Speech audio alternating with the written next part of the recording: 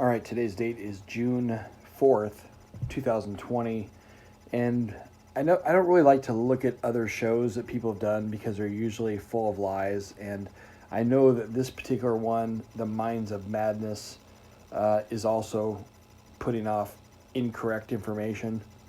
So I thought it would be interesting. I'll just give you the commentary. I've never heard this. I've never read the script. I don't know anything about what he's going to say, but I just know the truth. And based upon my conversations with the gentleman who made this, it's clear he is incorrectly speaking about Tiffany's murder. The murder of Tiffany Jenks, October 8, 2013, usually is never told the truth, how it happened. And I don't project or predict this to be any different. It's quite frustrating that a person would put out a podcast and not care about the truth. To them, Mr. Genius that made this one, they believe that the truth is subjective and or it is funny, or maybe he can just put me down because I believe in that Tiffany was a victim of mind control, whatever the case may be. All of that is not only irrelevant, but it's kind of rude anyways, because even if somebody has a belief, it's based on facts, and this guy clearly doesn't have any. So I'll play the audio. Here we go, and I'll let you listen as I'll pause it each time so that we can talk about what's true and what's not. I don't know how long it is either, so we'll see how it goes. Oh, nope, that's the wrong one. What's going on here? Tiffany Jenks, March 15th. Play. By now, you've probably seen some posts from some of your friends, even celebrities, who've attempted to color their hair at home. And there seems to be a lot for your hair. Is it Madison? We just wanted to include them so you can decide. We're youth in every case we cover. In this particular case, some very interesting theories kept popping up, so we decided to include them as well. The following opinions are solely those of the participants. We just wanted to include them so you can decide where you think the truth lies. Well, right away, my words would be, you can't get the truth if you don't give them the correct information. So with that said, let's start this podcast. Hour and 40 minutes, so God only knows. The opinions expressed in the following episode do not necessarily reflect those of the Minds of Madness podcast. Listener discretion is advised.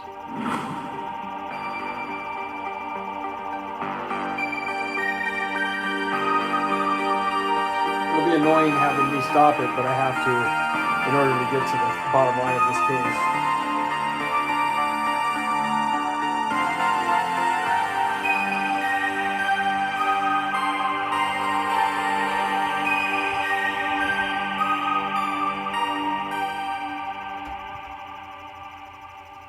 In 2013, Tiffany Jenks left a bar in Portland, Oregon, with 3 mysterious strangers. No, they took her. Nice try. 7 years later, the unusual events that unfolded that night continue to leave family, friends, and everyone touched by Tiffany's case searching for answers. Oh, give me a break. First of all, they're not searching for any answers. They know exactly what happened. They're just liars. Nice try. Join me now as we look into the tragic death of Tiffany Jenks, a gifted young woman who fell on hard times and found herself in the wrong place at the wrong time. You fucking gotta be kidding me. She was set up and murdered. This is why I can't stand these stupid...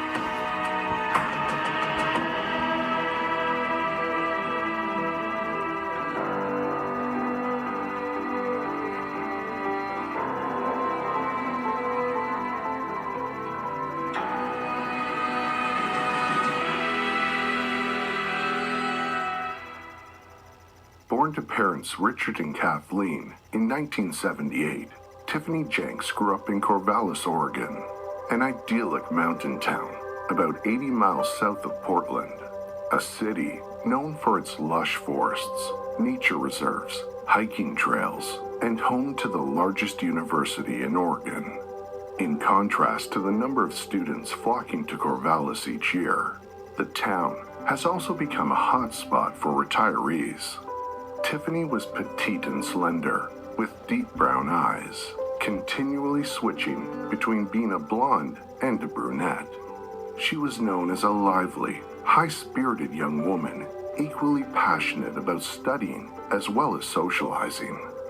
Growing up, she was gifted and picked up things quickly, but that was no surprise, given that her father Richard was a nuclear engineer and pushed Tiffany to be the best she could be. She soon developed a passion for hiking, rock climbing, and cycling, ideal hobbies for a Corvallis native. Tiffany graduated high school in 1996, and inspired by her father's thirst for knowledge, she went on to obtain a number of impressive qualifications herself, including an undergraduate degree in business management, an undergraduate degree in physics and geology, and finally, a master's degree in economics, all completed by the age of 26. But Tiffany's skills weren't only limited to academics. She also played the cello and became a skilled musician. In the summer months, she volunteered as a forest firefighter, an extension of her passion for the outdoors. Her complex job involved researching and monitoring the outflow of a number of dams situated on the Columbia River. It was a high-paying role, requiring incredible scientific knowledge. I don't really think it's scientific knowledge, it's math. And I think it's really important that the audience understand Tiffany was in full control of 31 dams and a nuclear power plant. That's going to be key in the story. But like anything else in Tiffany's life, she excelled at her work. But in 2010, Tiffany's life took a drastic turn. She suffered a crippling loss that deeply affected her. Her father, and the biggest inspiration in her life, passed away from brain cancer. After a long struggle, following Richard's death, the Jenks family claimed that out of everyone, including Richard's 6 other children, no one was connected to him as Tiffany. The death of her father sent Tiffany on a downward spiral, and she quit her job in 2012 to focus on traveling. But nothing could quite seem to fill the void left by her father's absence. Drug use and heavy drinking became habitual for Tiffany. And so is the typical podcast blaming the victim who was murdered for her own murder. And in fact, I'm going to predict you don't really even know anything about the case, nor do you care, but that you will focus that Tiffany herself is the reason she's dead, just like you're now saying that her dad's death is the reason she fell into a downward spiral. Not even asking what did she say happened, because she never said that's what happened. But you're going to just make it up, and let me guess, you don't do any research on the killers at all, just how Tiffany's a horrible person for being a drunk. Having lost complete direction in her life, she soon found herself falling deep into a pit of despair. Oh my God. Slowly, the vibrant and energetic young woman began slipping away, replaced by a lost soul. Unbelievable. Although Tiffany attended rehabilitation programs a number of times, she could never seem to be able to kick her alcohol addiction. Her depression eventually led to a number of failed suicide attempts, leaving her with a mountain of medical bills. Wait. What? She had suicide attempts when she was with Richard Lovett, but you don't mention that. You kind of forgot that. And she had insurance that paid her bills. So I found it odd that you said a mountain of bills.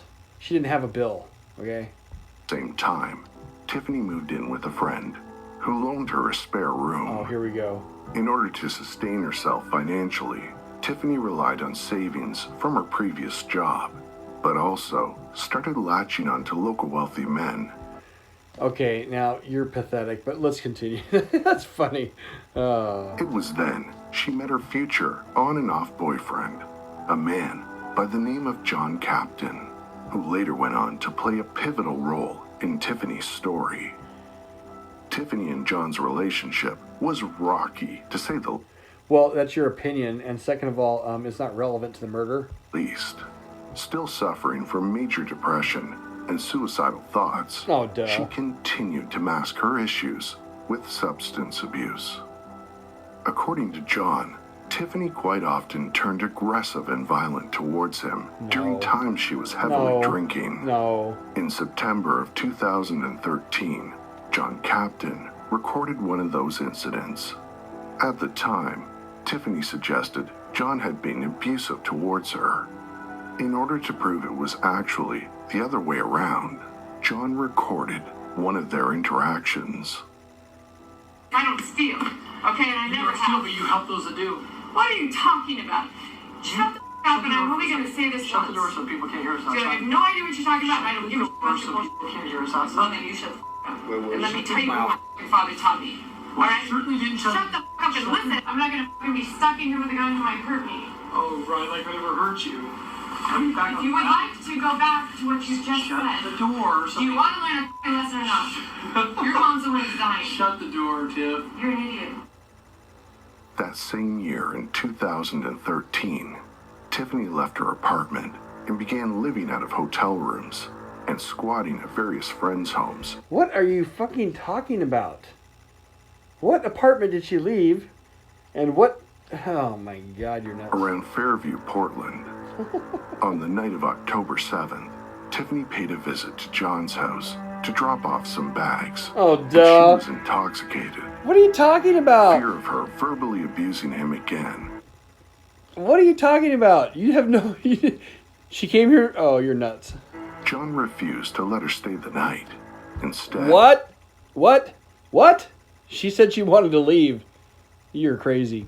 he called the taxi to take her to her hotel. No, I didn't. I didn't know where she's Neither going. John or Tiffany knew it would be the last time they would ever see each other again. Maybe not. If she's dead. After checking into the hotel, Tiffany went out to a bar alone. Just after midnight, You missed the important part. Tiffany's mother said Tiffany was scared for her life, and they told her to lock the door. So the manager walked her to her room and told her to lock the door. What? You forgot that important part. Her mom said she was scared for her life. Oh, that's right. We don't want to talk about the facts because if we do, you guys and your stories don't match up. Now, I never told her to leave my house. She said she wanted to leave my house. There's a big difference. And, bottom line is, you're missing the story. The story is, why is she dead? That's the madness part, right? Why is she dead? You got to follow the truth about that. arrived at Falco's Pub in downtown Fairview Falco's. on Southeast What? No, it's 99th not. Avenue. It's not in Fairview, and it's not... As she sat there drinking for 90 minutes, No. 38 minutes, sir. he bought drinks totaling $130. No. After chatting No. with the bartender, she moved on to a strip club next door. Wait. After chatting with the bartender, what did she say to the bartender?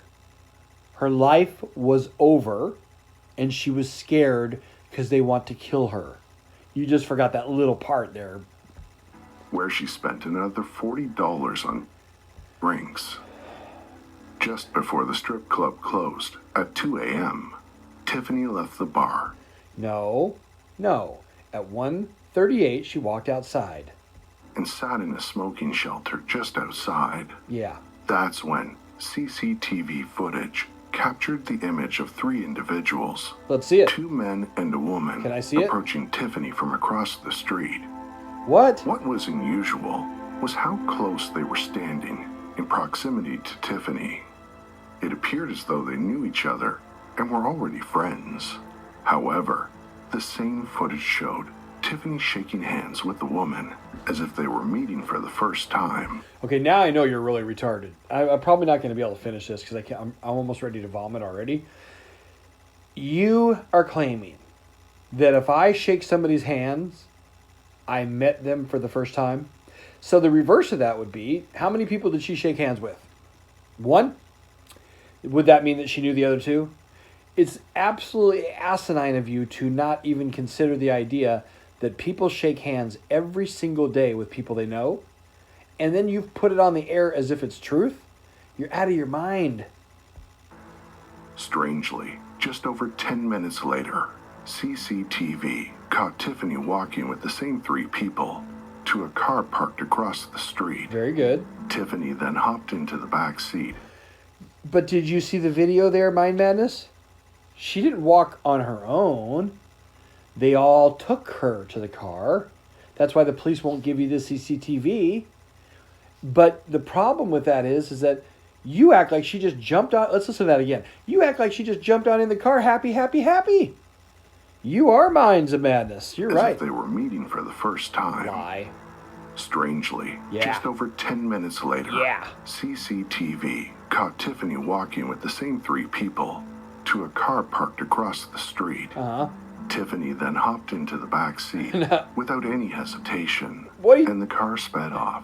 Okay, well, even if that's true, you're wrong because the video shows clearly that she was taken to the car. They all even walked to the same side that she got in on and put her in the car. You also forgot to mention that there's a fourth person already in the car when she gets there and that the car is running when they arrive. So you got your story so far about 99% off. Sight. That was the last time Tiffany would ever be seen alive. Well, then we know. Hey, then we know who did it, right? Let me just rephrase some of the stuff you missed. They left at 2:11 a.m. She's going to be murdered at 2:30 a.m. Now you're going to probably mess that up too, but 19 minutes after they leave the bar, she's dead. Now, you could say it's random, or that those people might not have known about it, but it's a 16-minute drive, so there's only 3 minutes left for them to commit murder. And if she's happy, happy, happy, it's pretty hard to go from that to death for a normal person. At 2:30 a.m., a passing motorist saw something No. strange as he passed by. No. Listen, are you mad? Oh. No. A car or a walker or a jogger at 7:21 a.m. found her dead. At 2:30, the gun went off. At Blue Lake Region Park, Regional. a park located about 10 miles southeast from the club. Along the side of the road, he spotted the body of a young woman laying on the ground, clutching 2 credit cards. So the guy in the car that you claim drove by and saw a woman clenching her credit cards in her hand.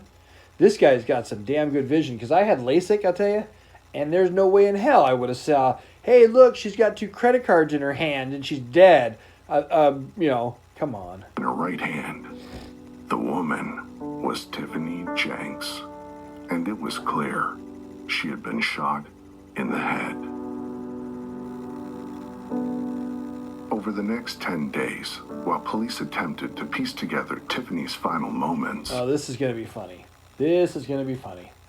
And I'm going to get through this next 10, whatever you claim you're going to talk for, or the next 10 days, whatever.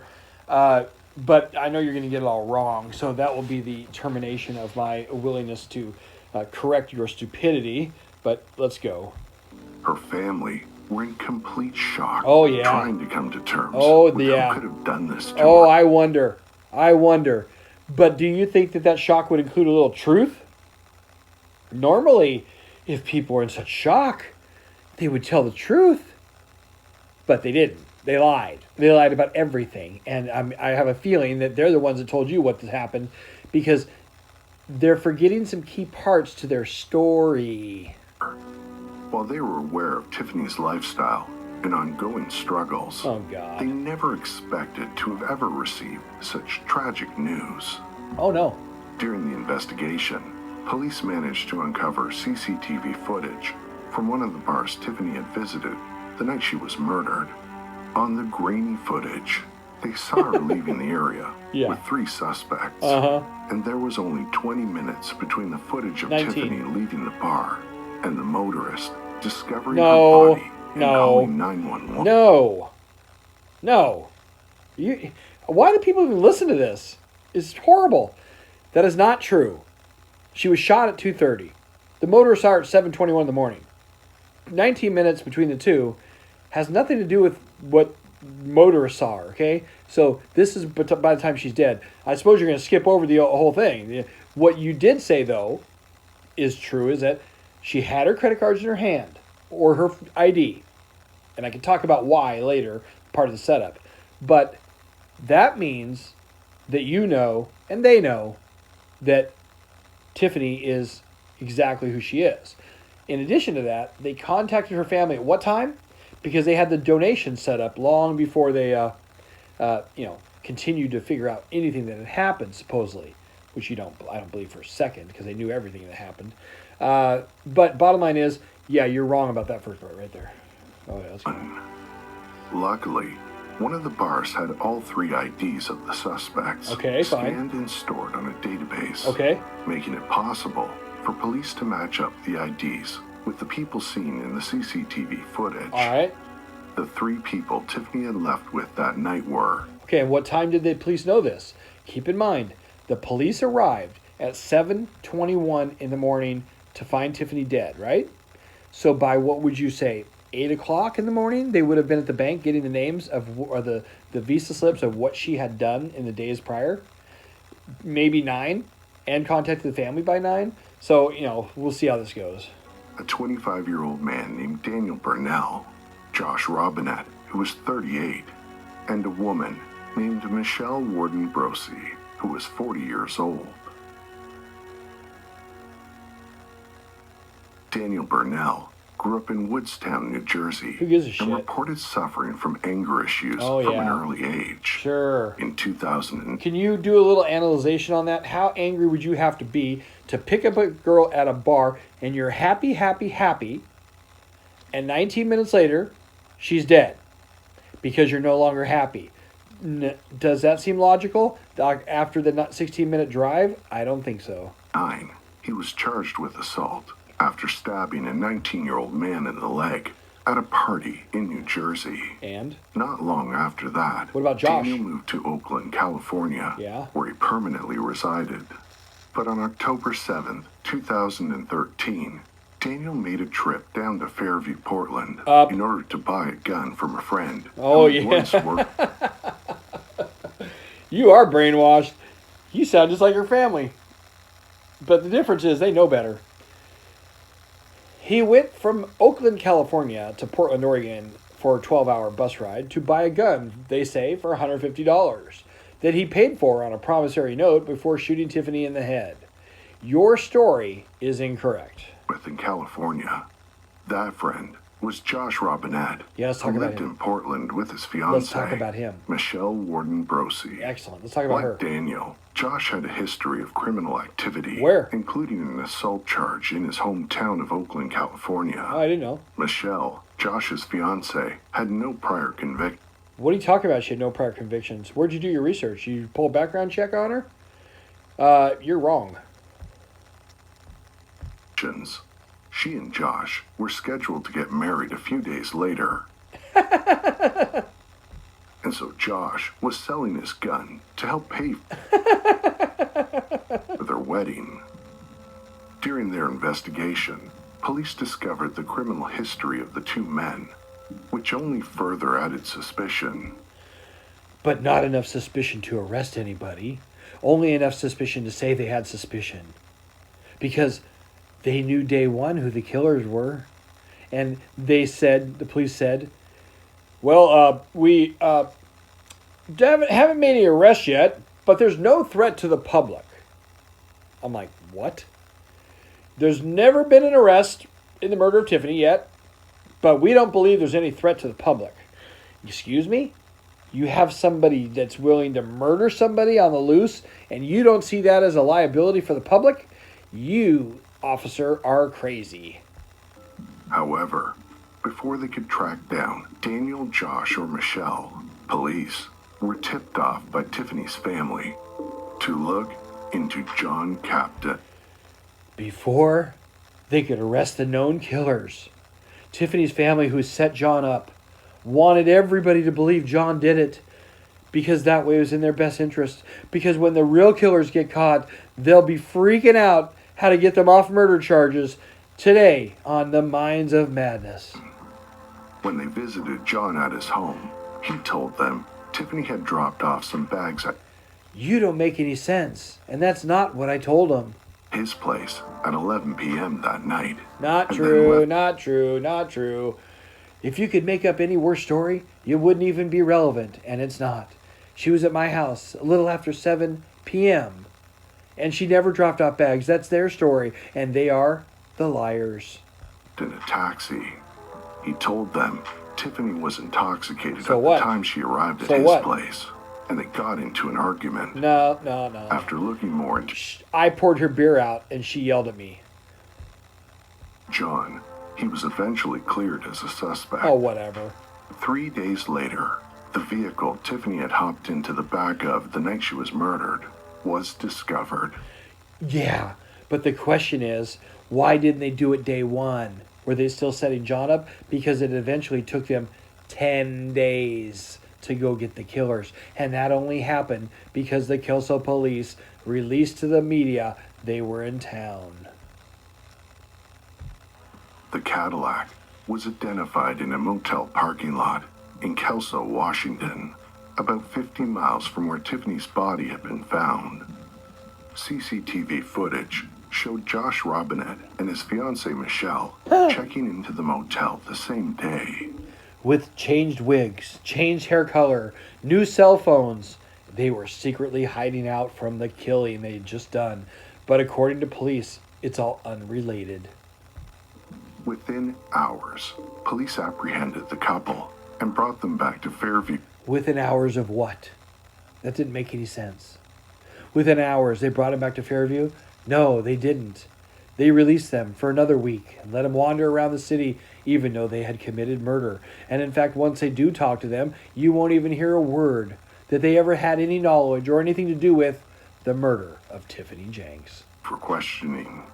However, there was no sign of the third suspect, Daniel Burnell. Well, maybe he went home. Do you ever think of that? Think about this, public. These officers needed a third party to help them find the shooter. They had his ID and his driver's license number that said Oakland, California. Did they call Oakland? Did they check his DMV record? Did they ask Michelle or Josh where the killer was? Because then they could have said, yeah, we took him to the bus in Oakland. Or actually, they could have checked her Visa cards. Did they do that? Because normally when you have a killer, you check their Visa charges. Because Michelle Warden Brosey probably paid for the parking on her credit card, like she did the hotel. Then police could have used all this detective work on their own and went, I think she's at the bus stop at Greyhound, downtown Portland. Maybe they took that guy, Daniel Burnell, whom we could Google his name faster than they could find it, and maybe they sent him on the Greyhound bus. The first one to Oakland is what time? 11:50. That's about time they parked the car, 11:30. So maybe, just maybe, we could not even bother with Michelle and Josh, the liars, and we could Google the guy's name if we don't have the $5 million computer we got it for the police, and then they would find his name and his address. That'd be really cool.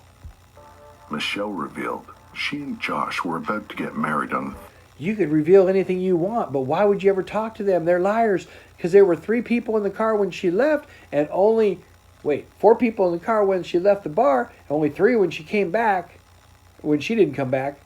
So now what you going to do? You got 3 people that left, 4 that went, you're missing 1 person, probably the 3 in the car murdered her, right? But that's not what you're saying. You're trying to tell me a story that isn't true. 13th of October, but decided to push the wedding date forward at the last minute. Yeah, they did. Instead, Well, hey, you don't want to get in the way of a murder. They got married the day after Tiffany's body had been discovered. So that way they wouldn't have to testify against each other. That's a really good plan, but it's not valid. So I don't know why the police went for that one. The stories Josh and Michelle told the police were similar, but not identical. Because it doesn't matter what they say. They're murderers. Doesn't matter what they say. Police lied. So who cares? Daniel had said he had come down from Oakland, California, and the threesome went out to a few bars around Portland. Right. They went to the one they thought Tiffany was at. Then they walked across the street to the one that has 2 bars in one building. So you can go to the left bar or the right bar. But you don't have to make it all that confusing. They only went to 2 bars. She wasn't at Club 205. So then they walked their asses across the street to the other club that has 2 sides to it. It's not really as complex as you make it. Together. ending up at the same strip club as Tiffany. Yeah, because like I said, there's two clubs. One where they park their car and one across the street. She wasn't at the first one, so they had to go over to the second one. That's an amazing discovery. They both acknowledged they befriended her that night, Oh. although they claimed Oh, I was trying to get them to say they knew her in advance because of all the evidence John Captain had. But what the difference is, if I prove that they knew her, they're going to get premeditated murder. What you guys and her family want to do is, you want me, or anybody else rather, to believe that she didn't know them. But she did. That's why you should have told the public that the bartender said she was going to die. Because then it would have made them think, wait a minute. She told the bartender she was going to die. Oh, wait, she told John Captain she was going to die too, remember? Oh, you forgot that part. You talk about the argument and the drinking and all that, but you forgot the part where she said, they're going to kill me. Because you don't want the killers to be caught. You want them to be free. That's why the police said there's no threat to the public. Because they knew who the killers were too. And it didn't take 4 days to find them. It was no magic trick. All they have to do is run the system. It tells them where they are. Kelso, Washington. Look at her ID. Michelle Wharton-Brosie's ID. And more importantly, why did they wait 4, 5, 6, actually 12 days to arrest them? Because they were still setting me up. not to remember much about her. They said that as Tiffany sat in the smoking area outside the strip club, Daniel Burnell went outside and joined her. I think you got that a little bit wrong, buddy. He didn't talk to her at all, but you don't have the CCTV footage. You're just going by the cops, so I guess you're probably telling their story. Have them get you the CCTV and send me a copy, and then we can talk about it, okay? A few minutes later, Josh and Michelle Nice also joined them. Such a lie. However, What a lie. their statements regarding what their conversation consisted of with Doesn't matter, because they're killers. You're the only one helping them. Tiffany were inconsistent. Okay. Michelle claimed they offered Tiffany a ride back to her hotel, while Josh said they had convinced Tiffany to join them as they moved on to the next bar. Except the bars were closed. Because in Oregon, they do that. They close. And you skipped over a pretty important part there. Michelle said what now? Let me rewind that. Here we go. Consistent. Here we go. Tell us. Michelle claimed they offered Tiffany a ride back. A ride back to her hotel, right? Did you look and see where the hotel was located? It was located closer than her car. So if you were to stand in the corner of that land where that bar was they were at and look directly kitty corner across the street, you'd see Tiffany's hotel right there. And because you're trying to make them not the killers, you tell this whole dramatized, well thought out story of Tiffany's a loser drunk who fell on hard times because her dad died in 2010. So that's why she ended up in almost 2014 dead from murder. Really? And since you want to protect Michelle and Josh, you're going to tell us a fable that, oh, yeah, they were just out one night and randomly had a gun with the serial numbers removed.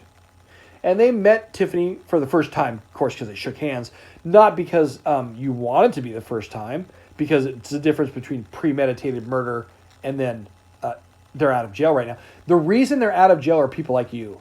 Because not only are you a liar, but second of all, you do not care that killers are on our street. You are the exact reason they are on the street. Because not only did you waste my time trying to help you with this case, but you went right over the most important facts that cannot be denied by anyone.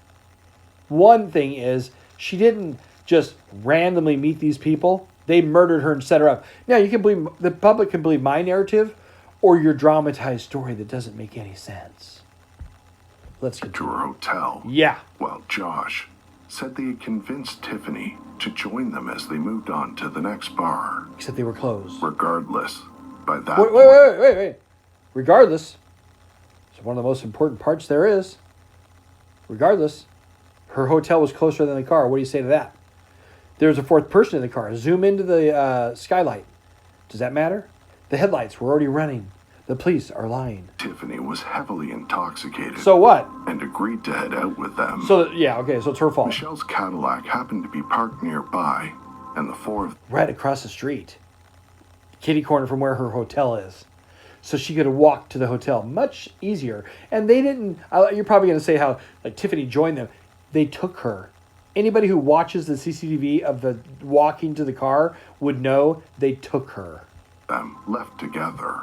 Yeah, they did. CCTV footage showed Josh and Michelle holding Tiffany as they walked her to the car, Yeah. Okay.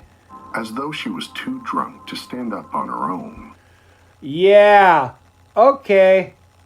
We have a habit in this podcast and in America of blaming the victim. She was too drunk to walk. Not she was going to be murdered. They helped her to the car. Not that they were going to murder her or anything. I thought I saw them taking her to the car under force. But your listeners can draw their own conclusions. They both said, after convincing Tiffany to join them, Michelle drove them to Blue Lake Regional Park. Why? On their journey there, Why? they stated that Tiffany began acting much differently. Like getting mad? Let's ask the public a question. Tiffany was going to be taken. Now, I got to tell you something, folks. These people lie so much they can't even keep their lies straight, but they change the narrative. Every time I say anything, they come up with a new excuse. They took Tiffany to her hotel room. That was the idea first. Now they're coming up with this. They were going to go on a drive. It's all a lie. But they took Tiffany from the bar to going to drive her to her hotel, which was 8 feet past the bar that they got in the car, right? Literally right across the street. Closer to her hotel to walk than it is to get in the car. So they made up the new lie, which is that, she was going to go with them wherever. That's just a lie. It's a lie, flat out lie. She was going to be taken to her hotel is what they said. Stick with that. Even though it's pathetic, I get that. They have to stick with that because they keep changing the narrative, right? So they're going to take her to a hotel. When she passes her hotel, what happens? She freaks out, right? Both Josh and Michelle said Tiffany began reciting Bible verses. You say that Josh and Michelle said these things. What evidence do you have of that? Have you got a copy of the audio? Did you ever listen to their transcripts? I want to hear that. But you, and your listeners may want to know this, refused to give the only person investigating the murder. See, I'm working on getting killers off the street. You're helping them. So when you have evidence and you withhold it from me, I get the idea that you're helping the killers. But I don't think your audience knows that, and they should, because you're not a good person for that. And talking about heavy subjects, Oh, such as death. well, hey, wait. They only got 16 minutes, buddy. Keep things into perspective here. She left the bar at 2:11. They made a stop along the way, which we'll get into that later. It's a 16-minute drive. And on the way, okay, so here's how it happened. She passes her hotel room and begins to freak out. Now, as they change the subject, we want to blame Tiffany. She starts talking about heavy subjects. Who gives a fuck what she said? She got murdered, buddy. Spirituality. Oh, yeah, right. And mortality. All right. Not the kind of topics they expected to. Well, she's a mortician. Michelle Warden-Brosey works on dead people. And in fact, one thing you forgot to tell is, what did the doctor say when Tiffany said she was going to be killed by vampires? I think you're forgetting quite a bit of the story, buddy. From a drunk stranger. Oh, yeah. Intended on partying with. Unbelievable. As she's going to be murdered, you're putting her down. She's a drunk stranger now. Fuck. And neither Josh, Daniel, or Michelle acknowledged her comments. They said she became aggressive and confrontational. Sure. That's when apparently Tiffany and Daniel began arguing in the back seat of the car. Okay, so fine. Let's put that. They pass her hotel. She knows she's going to die. They start arguing. You say biblical. I say murder. Well, so, fine. And now, you didn't tell that they removed the serial numbers from the gun earlier that day, right? They met Tiffany for the first time, supposedly. Yet she left my house saying she's going to die. She told the bartender she was going to die. You forgot that. So now, we clearly know she's going to die. She's in the car. They passed her hotel. And you say they were just sick and tired of her mouth. So then Dan and her are going to argue. Okay, let's hear that. Just as they pulled into Blue Lake Park. Bizarrely, in the midst of the argument, Michelle and Josh got out of the car. It's your story, buddy. It's only bizarre that they're going to go have sex because you say, what would it be like if 3 black guys are in a car, commit murder? One guy shoots a girl. What would happen to the 3 black guys? Now, what would happen if 3 white people are in a car and they shoot a girl? Oh, it changes, right? So in order to fill the need to get them off murder, you're going to say they got out of the car and went and had sex. They could hear Dan and Tiffany arguing, but not the gunshot. And they didn't know she was dead, so they got back in the car and left without her. All that is the most pathetic story anybody... If your audience believes that, dude, they're mental. And decided to have intercourse on the grass. And in America, we call this Meanwhile, sex. Daniel and Tiffany also got out of the car and continued on with their argument. Josh and Michelle both... That's weird. Whose statements are you taking there? Because the statements that I read from the depositions said Tiffany was scared for her life and she started to run. She tripped over a curb and fell. As she looked straight up in the eyes of Daniel Burnell, Josh handed him the gun on a promissory note because he's going to buy it for the wedding, of course. And he stands over her with the gun and he shoots her right in the head. I think you're missing a few parts here. claimed they left Tiffany at the park and drove off. After a murder? Yeah, they did. You're right. But you're claiming that, yeah. According to their initial statements, Tiffany was upset and drunk, but alive. Oh, duh. However, after further interrogation, both Josh and Michelle began to crack. No, that's not true. That's not true. You guys and her family and all the other scumbags wanted the public to believe that there was no connection whatsoever between Josh, Michelle, and the murder. And that way, once they got off of the charges of murder, then you could say, well, we really wanted them in jail. We didn't know how. Dude, you guys are lying. And of course they're involved. Where the 3 of them left the park, Yeah, they did. Michelle mentioned she had heard a gunshot. You've effing got to be, you got to be kidding me. Okay, but we didn't get to know that before the sentencing, did we? No. They said, well, she kind of said she heard a gun. No, she said she didn't know about the murder at all. You guys believe that. And whether she heard it or not is not relevant. What is relevant is, what laws did she break? She helped commit murder, and she didn't get charged with it. Police used that information as leverage against Josh. Oh, duh. Who then confessed to selling Daniel Burnell his .350. So this is how it goes, right? You got 3 people. One guy is going to be pointed at as the killer, while the other 2 walk away. All we have to do is decide which 2. So you and me get together, and we point the finger at him and say he did it. It's his word against ours. But in America and Oregon especially, when 3 people commit murder, they all get charged. So how do they alleviate from that? Well, we didn't know about the murder at all. We didn't have any clue. And we didn't hear the gun really till maybe kind of, but later, I don't know. And we didn't know her, of course. And what everybody said, the bartender or John, about her dying, not relevant. Because that way, if we cover it up, later when we get him off charges, we could say, well, see, we told you. 7 handgun. The real reason Daniel had made the trip down from California. Okay. Prior to Hey, so he comes down 12 hours on the rideshare. He buys a gun for $150. And he takes another 12 hours on the Greyhound bus back with that gun that he bought on a promissory note after murdering a girl, of which the other 2 who drove the car and provided the gun with the serial numbers removed, they didn't even know that the gun had gone off because they weren't sure if they heard it. But a .357 Magnum at 2:30 in the morning, yeah, pretty sure they would have been partially deaf. handing the gun over to Daniel, Sure. Josh had scratched off the serial number. Oh, now it's So Josh. Now it's Josh. Now it's Josh. Now it's Josh. You guys keep changing. Okay, Michelle Warden Brosey brought the gun from Washington State to Oregon. They crossed state line. California to Oregon, Washington to Oregon. Josh didn't do it, buddy.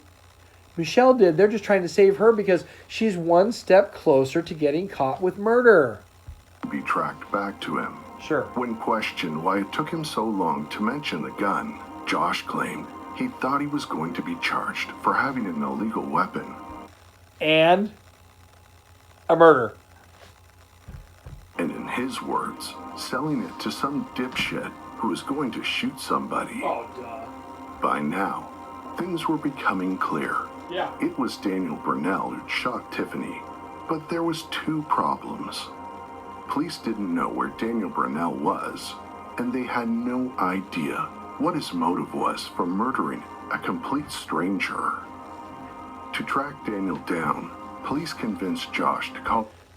To track Daniel Brunell down, police used his driver's license number and his ID, and they Googled it. Daniel Brunell, Oakland, California. And then they checked his Facebook page, and they saw he had a girlfriend or two, and they called them girls on the phone. All right, this is Fairview Police Department. We're kind of new at this, but we wanted to find out, do you know a Daniel Brunell who was possibly gone yesterday and maybe even in Oregon? We're working on a murder case. So you see the cop outside your window? Yeah, they're with us. Yeah. Well, get some clothes because you're going to be a while. Okay?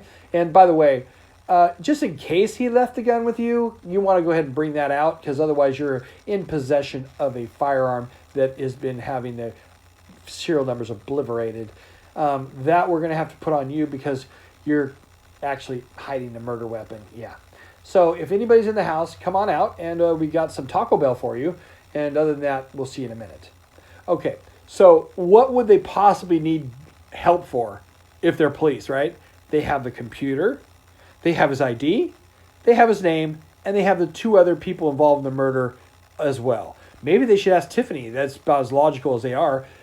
I would think that the public would expect a little bit more professionalism. Like, for instance, if Michelle doesn't tell them, she gets to wait until she remembers. But that's not what happens here. They have to use the biggest pathetic excuse around, well, we had to have help. Dude, I didn't need any help. I figured out you guys lied. Daniel's cell phone.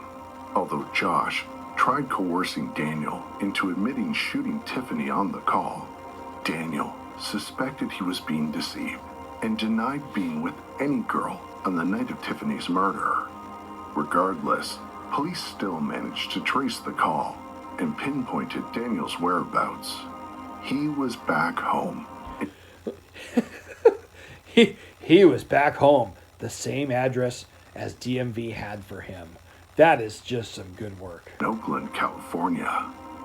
When detectives brought Daniel in for questioning, he came across as pleasant and articulate, not exactly the kind of person they were expecting. At first, Daniel refuted claims he had met anyone the night Tiffany died, but when police showed him a photograph of Tiffany's dead body, his demeanor changed. Daniel became emotional and asked how he could possibly explain Tiffany's murder to her family. The investigator then asked him if he'd ever heard of a thrill kill.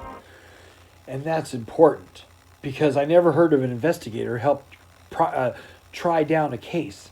So I'm the investigator. You only have two choices in murder, if the public doesn't know. There's one where you murder somebody for no reason, and then there's one where you murder somebody for a reason. Seems logical. So, for premeditated murder, one that's been paid by her family or friends for a reason, maybe to get her will money, then they say that's planned. The one that's just random, I was just out one night, and I saw some girl, and I got so frustrated, I shot her in the head after 19 minutes. After 19 minutes, dude, you could, somebody could kill somebody in 19 minutes, but you would be hard-pressed to ever hear of a story where somebody became so outraged because she left happy. So outraged that he had to shoot her. To which Daniel followed by a full confession of Tiffany's murder. And it said he was set up on the murder. He also said, "Can I get a lawyer?" 5 times. He even said, "Will you stop interrupting me, please? I want a lawyer." But you forgot all that because it doesn't fit your narrative that quite possibly he was set up too, just like I was. Was I a little more lucky than him? Yes. But the difference is that he was told to pull the trigger or they would shoot him. That's what Josh and Michelle said. That Daniel said about them. Josh and Michelle said, if you don't shoot her, we'll shoot you. Although Daniel admitted he was the one that pulled the trigger, things were not as clear-cut as they seemed. Why is that? When Daniel stepped out of Michelle's car, he assumed they were going to drive around, maybe shoot the gun out the window, and then head out to another bar that night. Except the bars were already closed. Began acting strange. You would too if you were going to be murdered, wouldn't you? It seemed Josh and Michelle changed their plans. Okay. In a statement, he suggested that the murder might have been planned by Josh and Michelle well in advance. Yeah, you think? But he couldn't be certain. The more I think about it, like the last couple of days, the more I feel like it was pointed out. Just they took her. I didn't ask her to go anywhere. I didn't want anything to do with that girl, and they told her that they were going to give her a ride. To her. Hey! Why did you cut that part out? Why'd you edit that, sir? They were going to give her a ride to her hotel, right? You took that out. Police. Josh and Michelle had provoked him to shoot Tiffany when they arrived at Blue Lake No, they said shoot her or we will shoot you. Park. He also said Tiffany urged him to kill her. So what? It was really weird, dude. She really wanted to be shot in the face. And she kept saying her name was David. Why would a girl say her name's David? Why would a girl go to a therapist, and you're not including that in your little skit here so far, and she knew she was going to die, and the therapist said, you'll get the answers when you die, and she says, you watch it, you're going to watch it with me, and he goes, I am going to watch it with you. It's not going to be like vampires on TV. Well, it's on a podcast, so you're halfway there. Yeah, she was yelling at me about do it, and I was just really? And she didn't respond. Naturally, police were suspicious of Daniel's claim I'm suspicious that Tiffany had begged to be murdered. Instead, they offered their own theories. Oh, let's hear it. One belief was that Tiffany had thought she was going to be robbed at gunpoint. Oh, duh. Which was why she was clutching her credit card. What would they do with her credit cards? And what did she have, $60 in cash or something?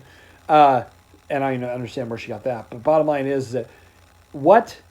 The cops thought it was a robbery? Nice try. I think that was part of the setup. They just never got to play that part out. And why would they tell the public that she was seen with her ATM cards? Wouldn't that be a secret only the killer would know? When her body was discovered, yeah, she had no cash on her. What? Another possibility was that since Josh and Michelle had begun to get intimate nearby, Daniel had made sexual advances towards Tiffany, but was rejected. Oh, yeah. So in retaliation, he shot her. You gotta be kidding me. Hey, baby, will you have sex with me? No, blam. That's a little intense because she's also a prostitute. Why would she care, right? So basically she's a prostitute, she's stupid, she's all these things. When does the victim get any assistance from anybody? I hope your listeners realize how pathetic this little podcast is.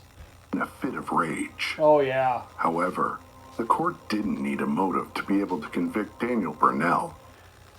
They didn't need a motive to convict anybody because they are in control of the courts. They're all corrupt. First-degree manslaughter. But did they need a motive to convict him of murder? Because that's what they did.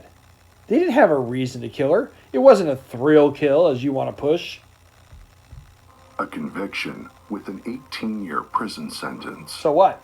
Although he had outright confessed to the murder. So what? Which should have carried a much larger sentence. Except for the fact it didn't, because the cops are liars, and they wanted to get the reduced sentence for their killers. I mean, please. Complications with his statement. Is that what you call it? You call it complications? Let me explain this to the public. The police didn't follow the law or the Constitution. This podcast here didn't care enough to look into that, but they didn't. They read him his rights. You have the right to a lawyer, and one will be provided for you. He asked for one nearly 10 times. Specifically, in 3 events, he said, no, I want a lawyer now. And one time he said, will you stop interrupting me, please? I want a lawyer. Now, Minds of Madness, little podcast here, You don't seem to care about the United States Constitution. You don't care about the fact that he said he wanted a lawyer, because that's pretty important when you're acting like he confessed to it all, blah, blah, blah. You're not telling the whole truth. Meant his confession couldn't be used in court. Because they lied. Therefore, manslaughter No. was the closest charge he Whatever. could be convicted Whatever. of. Michelle Warden Brossi received a Brosy. 1-year sentence for hindering prosecution. Brosy. Yeah, okay, her gun. She crossed the state line. They molest her daughter. She murders Tiffany. She drives a getaway car. And hindering prosecution for what, sir? I think you're missing the whole point. The only thing she got charged with was the next day when she saw it on the news, and then they went to the courthouse to get married, they didn't tell the officer they saw in uniform. That's the only charge. There was no other charges for Michelle. Josh Robinette received the same sentence. But as police continued interviews with persons of interest, Like who? another crime from Josh's past came to light. Oh, right. It was later discovered that Josh had been sexually abusing Michelle's 13-year-old daughter. And Michelle let him. She was really upset, Richard Lovett from Portland, Oregon claimed. Michelle was really upset when she found out. Well, most people would be if somebody was molesting their daughter, but you forget to say after the murder, everybody was just partying, and it was a molest party on her daughter after the murder. You forgot that part. So Michelle didn't get charged with molestation. I wonder why. Since he and Michelle became partners 6 months prior, Wait a minute. He was in Oakland the whole time. Remember? He was coming back to Portland to get married because he hadn't seen her. So what did he do? Molest her over the Wi-Fi on iPad? I don't think so. Josh received an additional 9 years for sexual assault and child molestation. Sure. It's unknown whether or not Michelle was aware of Josh's abuse. As far as most people were concerned, the case was now closed. Although the motive for why Daniel, Josh, and Michelle would want to kill Tiffany was still unclear, the circumstances around the murder pointed to a number of possibilities. All right. Here we go. May the lies begin. When it comes to home security, there's 2 ways you can go about protect bells. Alert you to anyone approach sensors, guard you and lose. Go I'm at 183. Looks like you... is a must. John believed Tiffany had been targeted by Daniel, Josh, and Michelle for reasons he's still not completely sure of. I said that Michelle and Josh targeted him and that Daniel Brunell was also set up. But nevertheless has 2 possible theories. The first, Tiffany was a hydrologist, and government officials were planning a large-scale attack. It's funny. Yeah, they're going to take out the whole world. Dams in the United States, and they had solicited Tiffany What? to bring the plan to fruition. Yeah. The second, Tiffany was involved with insider trading. The first one is not my theory. It's not my story. I don't know where you got it. The second one is a fact. She was. She told me. But you're making it like it's some option. No, she told me, John, this is what they're doing, and I told her it's insider trading. But stopped, resulting in the government wanting her dead, so What? she didn't reveal the truth to anyone. What? John also believed I gotta hear that to again. bring the plan to fruition. The second, Tiffany was involved with insider trading, but stopped, resulting in the government wanting her dead, so she didn't reveal the truth to anyone. Oh, I see. John also believed Tiffany had been psychologically manipulated by multiple people in her life. I don't think so. I think she was a mind control victim because her doctor put her under mind control. And I don't think he did. But I'm sure you're not going to mention the doctor's name or anything, are you? Why not? I would. I'm part of a discovery of a murder. I'm not really looking for any kind of friendship out of this murder. Are you? I'm not looking for listeners or money. I'm just trying to get killers caught and the truth known about her murder, about the government and their large-scale plan to, Fukushima or bomb the world. I never even said that, sir. So I don't even know where you come up with these ideas. What I said was, she ran the dams, 31 dams and a nuclear power plant. You know why I said that? She did. But the thing is, it doesn't matter what I say. It matters only what you perceive I said or you make up on your own. The public needs to know I didn't say the world's going to blow up at all. Including police, the district attorney, her family, friends, and even her therapist. He's also convinced that Daniel, Josh, and Michelle were paid by someone to carry out the murder, and everything that followed was a cover-up to hide the truth. John explains his theories. If you to read the official story, which makes zero sense, is that they randomly met Tiffany and that they were at one bar and then they went to another bar and then da-da-da-da-da-da-da. But when you take all of the da-da-da-da-das and you put them in chronological order based on what the police claim to be true, none of it makes any sense at all. But their story, the police story rather, is done in such a way to confuse people, and it bounces around back and forth to where by the time you're done reading it, you really don't even understand what the hell was just said. See, you guys got to remember that the killers and the DA and the judge and the cops were all in on this together. So everything they said all along was for a reason. Like, they went off to get married. Yeah, nice story. That way they don't have to testify against each other. In terms of the timeline of events, how they really are, as you pull them from the records, in the police records or otherwise, you know, they're all basically from the police records or things that I personally had known about. What we know for sure is that Tiffany, first of all, emailed me that we were going to die. Now, that was 6 days before she was murdered. So she texted me that she was going to die and then emailed me separately that this is a text message, a series of text messages. But to me, I thought she was just drunk. But there was a reason why she drank. She didn't want them to force her to work at the dams anymore. John believes that, due to this psychological manipulation, Tiffany somehow knew she was going to die beforehand. Interestingly, his claims are actually backed up by the bartender from Falco's pub. In a police interview, the bartender mentioned that while chatting with Tiffany, she said, "I'm going to die tonight." Even stranger is the voicemail Tiffany left for John just hours before she arrived at his place, the very night she died. In the message, Tiffany can be heard pleading for help and saying please over and over again. Please, just get back going. Please help me. Please help me. Please.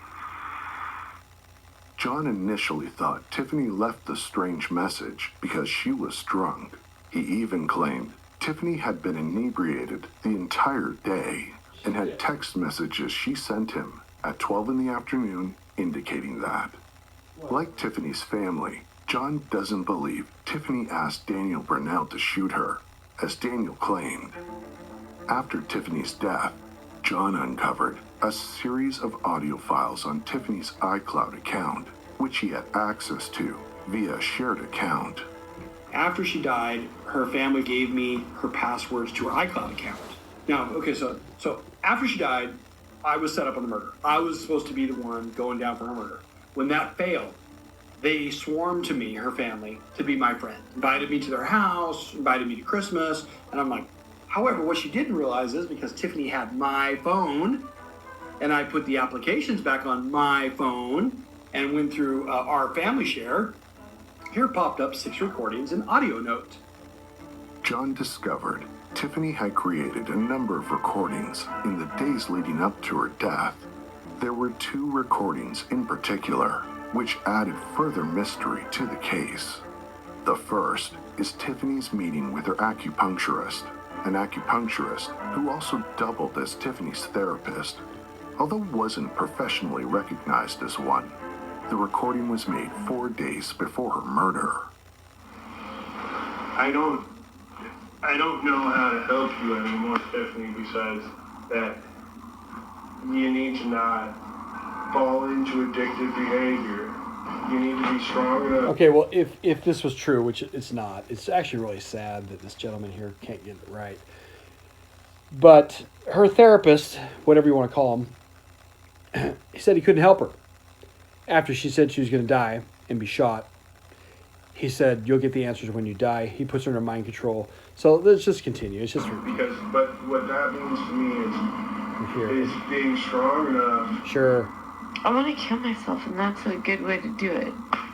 I mean, I'm not really trying to kill myself, but, like, it really, like, it's nice to check out. It's too all-encompassing. She knew she was going to die. She wanted to die.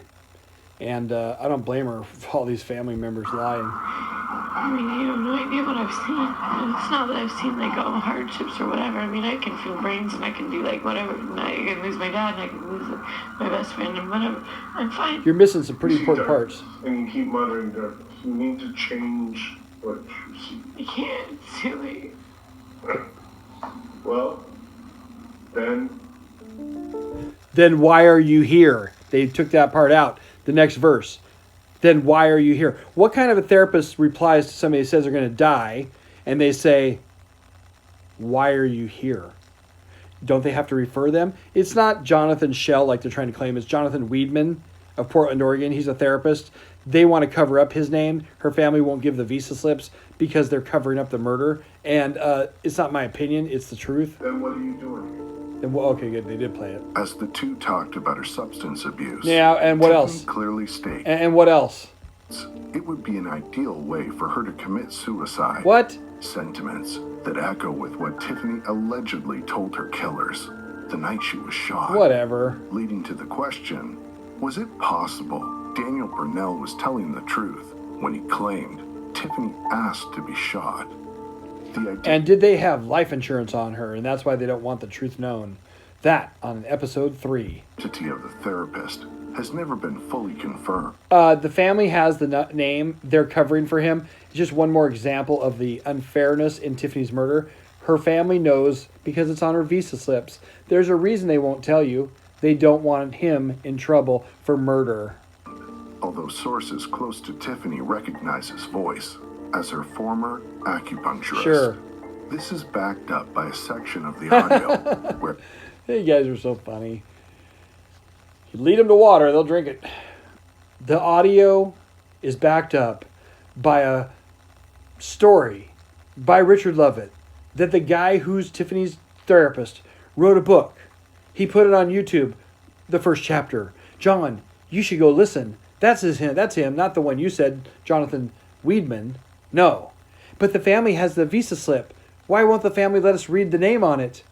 Well, that would be ridiculous. Then we might be on the track of something. But instead, we're all just going to guess. Who is the therapist?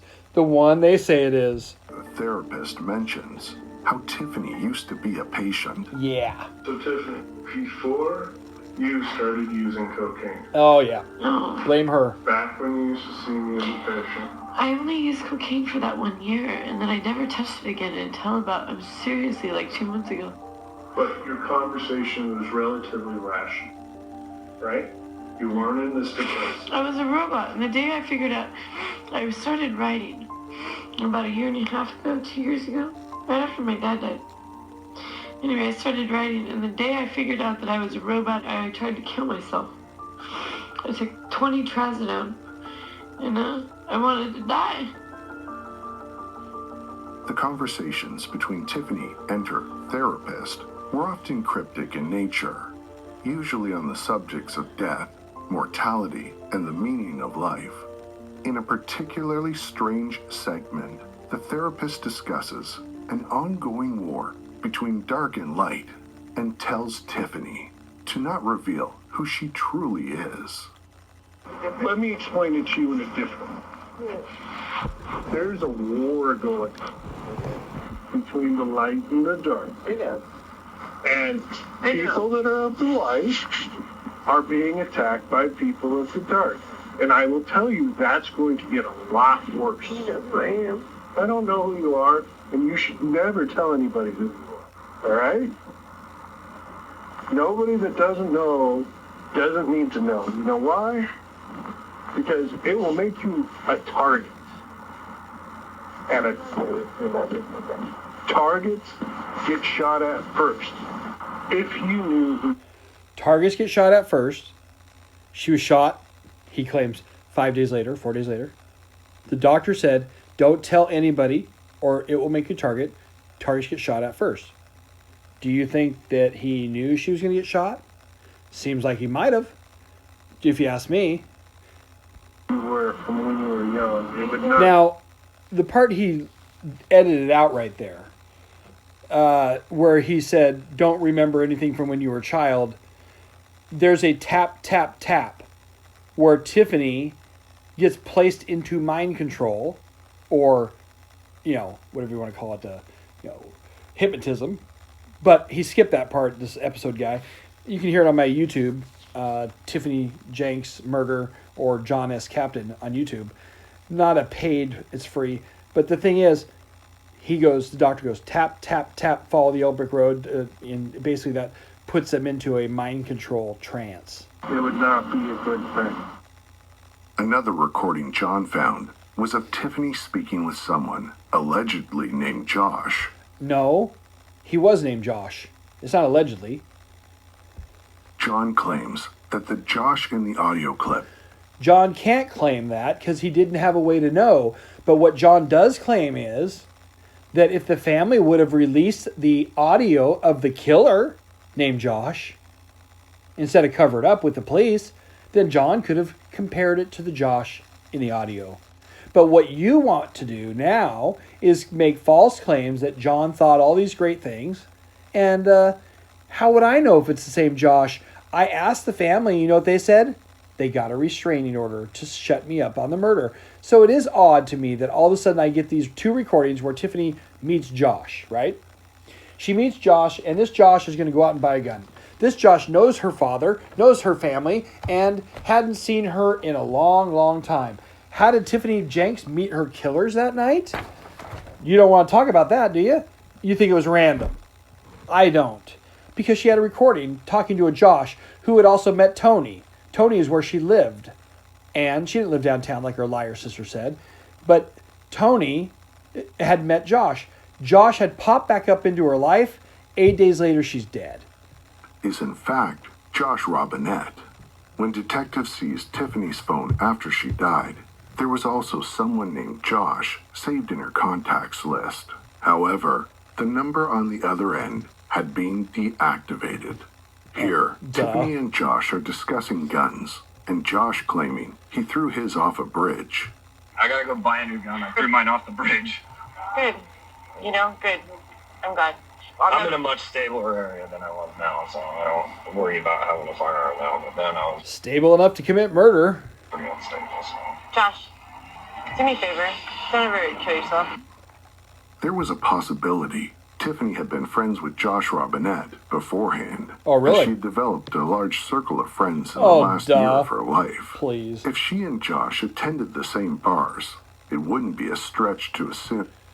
But it would be a stretch to assume that Josh wouldn't be in her phone and wouldn't be in a recording meeting her father, and that then he would be set up for conspiracy to commit murder. The only stretch would be is if you went with somebody else's narrative, nothing you say makes sense. Everything I've ever said since day one, except your U.S. government's going to take over the world with the dams story, everything I've said is exactly true.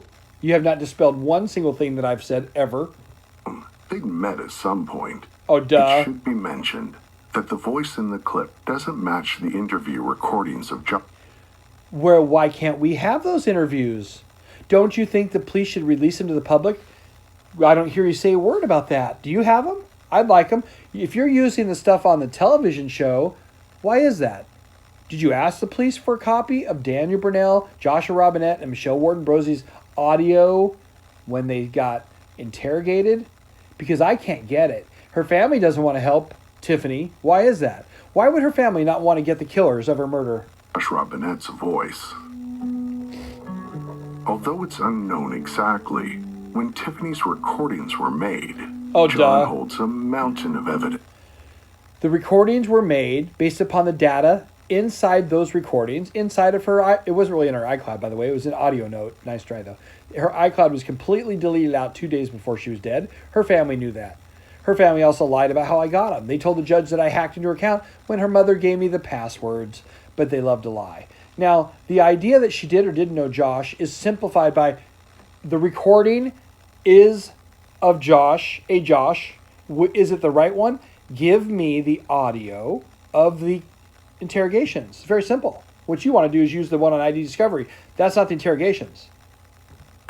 Which he claims proves Tiffany was a victim of mind control, but much of it is circumstantial. Like what? It's true. Tiffany adopted a much darker outlook on life in her last year. Oh, duh. Developing an obsession with death. Family members reported that Tiffany began to look inward during her final year of her life. Oh, duh. With an almost conscious awareness she was approaching the end of her time. Oh, duh.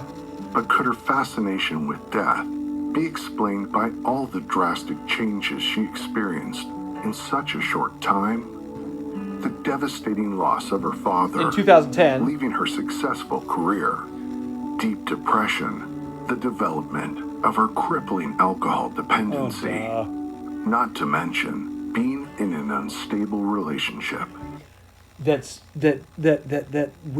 I beat her up with a crowbar. If we get past that she's a drunk, and we get past the not valid audio that I have of the shooter or the killer, and get past they killed her 19 minutes later and it was just because they were mad at her, or get past she was driving to her hotel, they decided not to stop at the hotel because it was closer than the car was parked, and then the fact that they walked her to the car but you claim that they didn't, or the fact that she had 38 minutes in the bar and $162 worth of alcohol, and then met her killers shaking hands as if meeting for the first time, or the fact that her dad had died 3 years before her murder, and you blame that as a reason she fell into depression at that point. No, she was depressed over her father, but she was more depressed that people wanted her dead. Logically so. So when you claim that she started freaking out in the car ride to her own death, you forgot to say the bartender said she was going to die. Because then it would make more sense why she was mad or freaking out, right? Because most logical people do freak out before a murder, I would think. Which friends and family had described as mutually toxic. Despite traveling the world, Tiffany found the experience devoid of meaning and fulfillment. Yeah. She had also isolated herself when she moved away from her family. No, that's not true. She wasn't allowed home. She moved away from her family and she moved in with Richard A. Lovett of Portland, Oregon, where she slept on the floor. And when Richard Lovett, and he collected rent, trust me, but Tiffany slept on the floor, even though he has $500,000, he can't even buy a mattress for her. But she had a foam pad, beer cans everywhere, and pill bottles everywhere, and she wanted to die. During that time with Richard Lovett, 11 suicide attempts at the ER. But you forgot that. She was not allowed to go home at all. She was not allowed to go home. And the one time that I knew her that she did go home, during the whole time I met her, they put her in jail for a month. And her mother told her to get over her rape. Tiffany never seen her mom after that. And then Tiffany was dead. So her mom to speak about the loving, caring family is just total garbage. Her sister to speak about the love and the care is total garbage.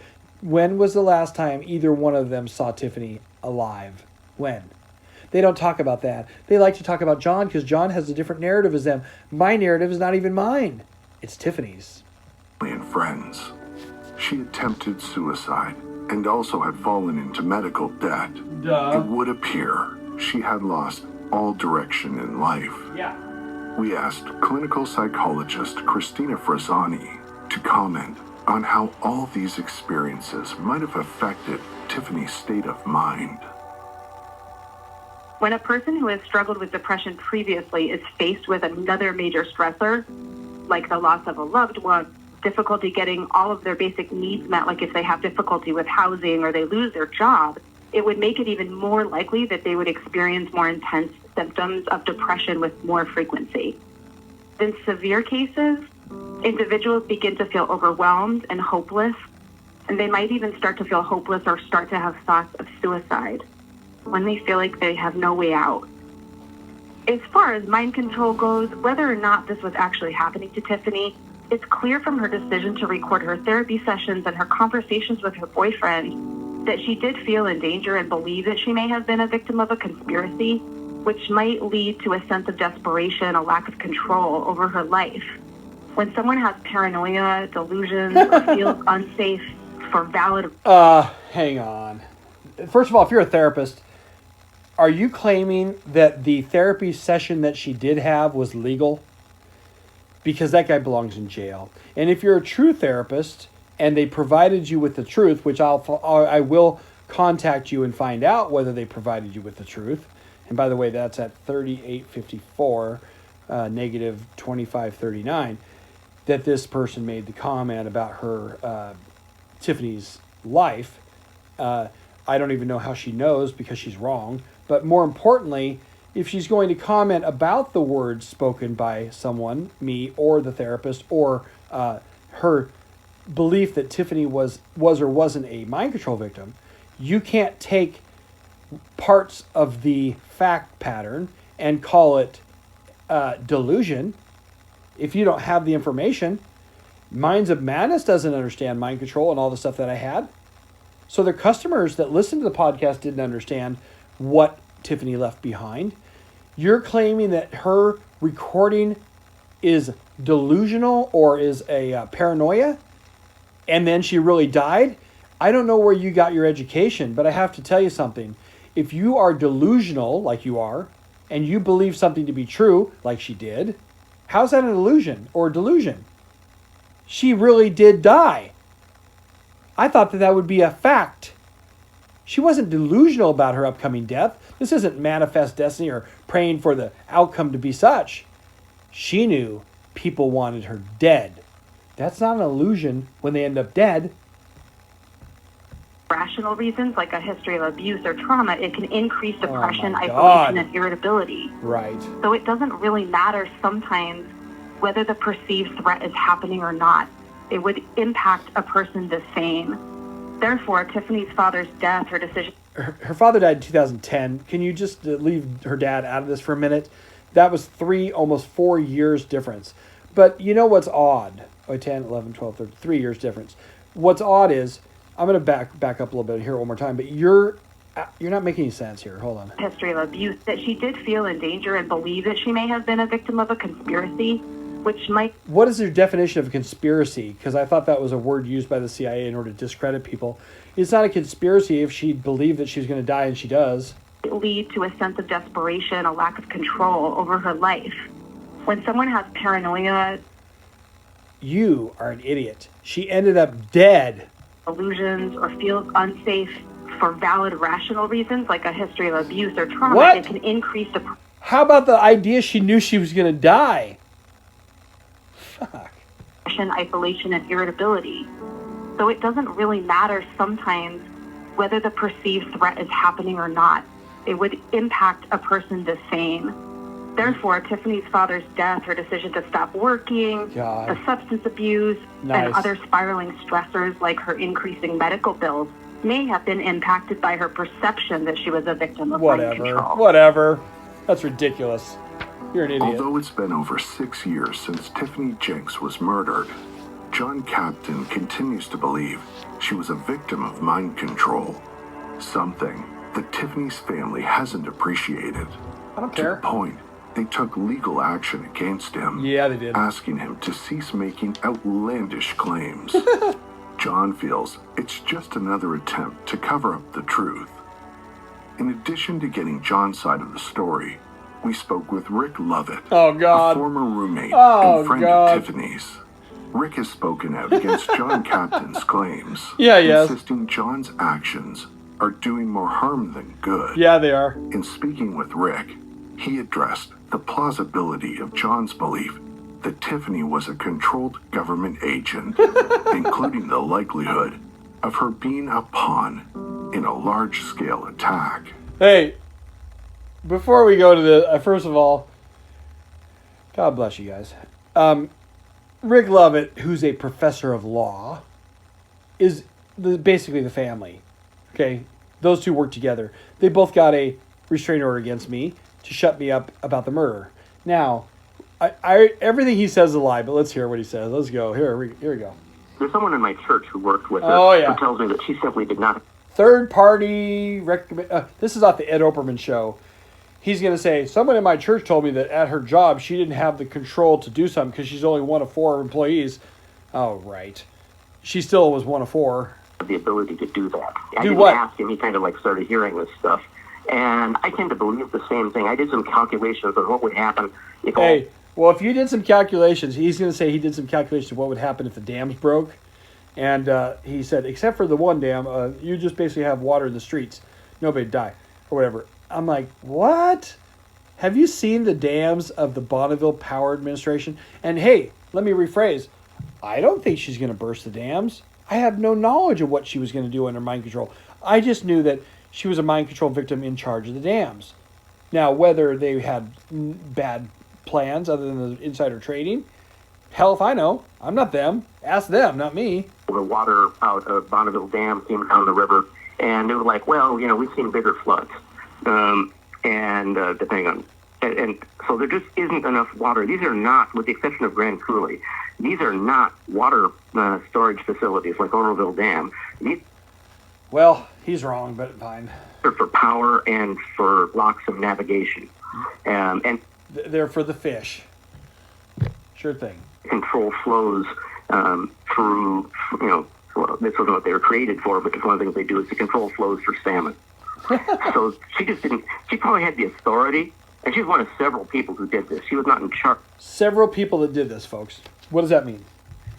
And they just change the narrative every time I correct them. But several people, if you're one of several people, are you still one? So she had other coworkers. It's a 24-hour operation. So there were 4 people, and all 4 people ran the dams. She was one of 4. I don't get his point. I'm going to rewind that a little bit and play it again. Locks of navigation. And to control flows through, this wasn't what they were created for, but one of the things they do is to control flows for salmon. Sure. So she probably had the authority, and she's one of several people who did this. She was not in charge. Not she relevant. was kind of like a shift worker on this. Right. Yeah, and exactly. I'm sure she had the ability to mess it up and cost them a bunch of money, but she did not have the ability to drown out Portland. I didn't say she did. Rick also went on to highlight the toxicity of John and Tiffany's bumpy relationship. I'm sure he did. I observed pieces. He says that he heard her butt dial and he listened for a half hour to us arguing. But the bottom line is, so what? I'm not saying we never argued. I'm saying she was murdered. And what he's doing is different. He's trying to stop the truth of the murder coming out. You don't hear him read 1 through 154 of the facts of this case or write them. Instead, he spends his entire life for 6 years putting me down, calling me names, and trying to make sure that nobody believes me. That's his goal. Of it from a distance.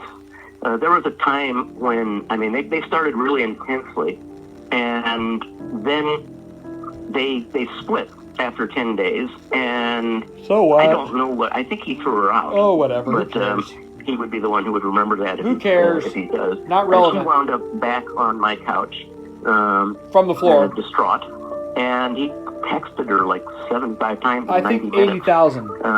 But she still got murdered. And I haven't seen the text, but the gist of them were, alternatingly, you bitch, and you tore my heart out, and I can't live without you, and that type of thing. Did you happen to get any of the texts I got about her murder? How she knew she was going to die, Rick? You were her friend, right? Did you ever ask her mom when the last time she saw her mother was? Because her mom told me she hadn't seen her daughter in 11 months. And that's kind of important. Can you talk about how her will was removed from her? She lost her dad's will. Or how about how much her Social Security was? And in terms of her insurance money, did she pay out any money for health insurance at all? Because this story seems to be based upon that, and it's simply not true. Also, how much did she get a month, according to you? I said it was $3,200. The bank records will support it, so you let me know. She also got $1,000 for retirement, and they claim that she's a prostitute. Do you have any information to make you believe that she was a prostitute, or do you think her sister's lying? I think that she became a drunk loser prostitute the second she moved into my house, when that's odd, because she had 12 suicide attempts when she lived with you. These texts no longer exist, so they're on some phone she no longer has, and then she went back to it. Is that because she's dead? She no longer has it, or what? And so what? What text are you talking about? You're claiming that me and her had an argument, I text her 1,000 times, I hate her and I love her? What has that got to do with a murder? I have no doubt in my mind that you probably emailed a lot of people about the case. Do you still have those? We would love to read them, because you have a goal, and that goal is to discredit the facts of the case. There's 300 facts of the case by now, I'm sure, but like 152 of them are important. Can you list those? Rick also discussed the possible link between Josh and Tiffany. On Tiffany's memorial page, there are 4 Joshes from Oregon who picked. On Tiffany's memorial page, there's 4 Joshes. What in the F does that have to do with her murder? What I said was, when I got her phone, because it was my property, I rebuilt the iCloud because it was deleted out, but I put the applications back on the phone. When I did, I got 6 audio recordings from Audio Note. 2 of them were from a Josh I believe killed Tiffany. It's real simple. Give me the depositions and the audio of the arrest that the police won't give me and Rick won't help get. Ask Rick why he called the police on me over and over and then tried to tell the judge he was scared of me. Tribute to her. It is possible one of those Josh's voices were recorded by Tiffany. While it's plausible, there might be more to Tiffany's story than a simple thrill kill or an impulsive outburst of rage. Yeah, like what? Rick believes John's accusations go far beyond the realm of possibility. Like what? Well, I think it's a combination of grief and the fact that he's legally unsophisticated. And so I think he's reading this stuff backwards. I'm reading it backwards because I'm legally unsophisticated. I will admit to you all, I don't have a law degree. I will admit to you all that I'm a complete idiot, but I'm the only one that tells the truth. So we don't have a choice to do, it's not like I have a team of experts on my side. You said it best when you said the entire family, Rick Lovett, all her friends, who I never met, the DA's office and the courts and the police, all of them have a scenario that they want you to believe. And then I'm telling you that's a lie. Which part of it do you question when I tell you what's true? I tell you she was at my house that night and said she's going to die. It's on video. How do you question it?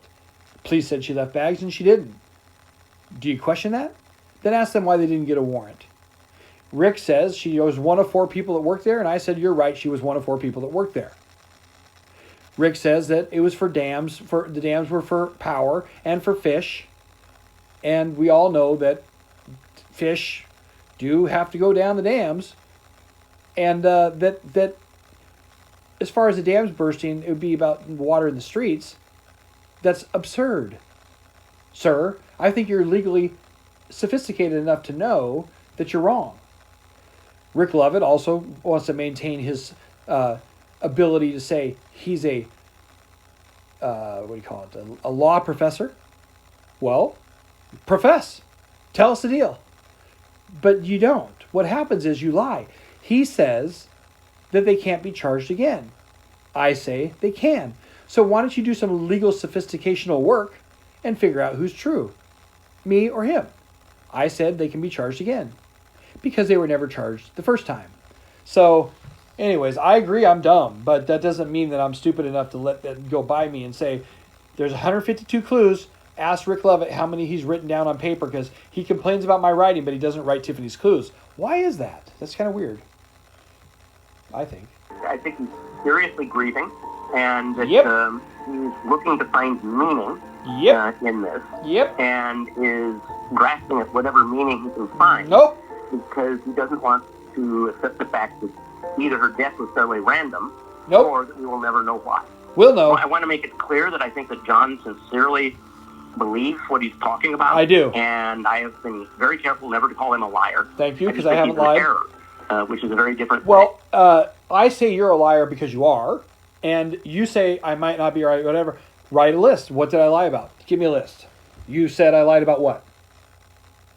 I'm legally unsophisticated about what? Just tell me what it is. What is it? That I had the wrong Josh? Possible. Doubtful. But I admitted to you right away. Here's a Josh in her phone. Do you think it's him? Remember? I wrote to you about that. How would I know if it's the Josh? The police won't give me the audio files of the depositions.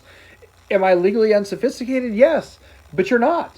So why don't you get those audios for us if you cared about Tiffany? She had insurance money. She didn't owe any money. She didn't owe a dime. She paid her insurance every month. So is that wrong of me to say? No. So get me a list of what I said that's wrong out of the 9 million things, and then we'll go and address each one. And then we'll get the 3,000 things you said about me and see which ones you're wrong about. Your goal is to stop the investigation in its tracks. Finally, Rick discussed what his own beliefs are about what truly happened the night Tiffany was murdered. Well, first of all, it's not possible for him to tell the truth. So therefore, what he says doesn't matter. It won't even make sense. Watch. It'll just be some mind... It'll be just like the stuff he said. This is probably Ed Oberman. One of the issues in this case is that nobody really understands why they did it. Some of us, ultimately, I'm one of them, have come to grips with the fact that we live with ambiguity in our lives. In murder, we don't. But I'm unsophisticated about my law degree. Murder doesn't have ambiguity, whatever that is. Bottom line is, they're facts. They're not telling the facts. Why? Because they're ambiguous. No, I don't know. But basically, you don't tell the facts and then you complain about them. What are the facts, Rick? Why won't you write down the facts? You won't, because it makes you guys look like clowns. And this is an ambiguity that, as far as I can tell, I will always have. Why did Brunel shoot her? I told you why. The DA put it to us, you don't have to have motive to prove a murder. In his sentencing hearing, wouldn't speak anything other than monosyllables. Bottom line is, the murder of Tiffany Jenks is not solved. Josh did it. It's in the recording. They said it wasn't the Josh. I say it is. Give me the audio from the police. And that will solve the murder. So it's very simple, Rick. Anyways, thanks for the podcast. I'm not going to listen to the rest because you gave me a migraine. And whatever you did say, it was wrong anyways. But God bless. Bye.